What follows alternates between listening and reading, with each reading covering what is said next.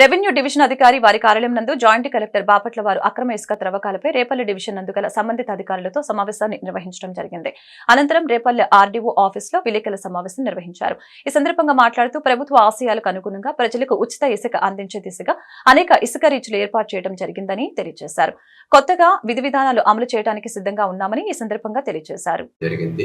So ప్రభుత్వ ఆశయాలకు అనుగుణంగా ప్రజలందరికీ కూడా ఉచితంగా ఇసుక అందించే విధంగా సక్రమైన చర్యలు తీసుకోండి, ప్రజలందరికీ కూడా మెరుగ్గా మన సేవలు అందించాలని చెప్పేసి ఈరోజు ముఖ్యంగా రివ్యూ మీటింగ్లో జరిగింది. అదేవిధంగా ప్రజల అవసరాలకి కనుక ఇంకా సరిపోవట్లేదు, ఇప్పుడు ఉన్నటువంటి నిల్వలు కానివ్వండి, రీచ్లు కానివ్వండి సరిపోవట్లేదు అనుకుంటే ప్రజల అవసరాలకు తగ్గట్టుగా కొత్తగా ఇంకా ఎక్కడ అవకాశాలు మనకు ఉన్నాయి, కొత్త రీచ్లు మనకి ఏర్పాటు చేసుకోవడానికి ఎక్కడెక్కడ అవకాశాలు ఉన్నాయి వాటిని గుర్తించి ప్రభుత్వానికి ప్రతిపాదనలు పంపించి నియమ నిబంధనల ప్రకారంగా వాటిని అతి త్వరగా ఆ రీచ్లను కూడా ఓపెన్ చేసుకున్నట్లయితే మనకి అందుబాటులోకి ఎక్కువ నిల్వలు, మనకి ఎక్కువ క్వాంటిటీ కూడా అందుబాటులోకి వస్తుంది.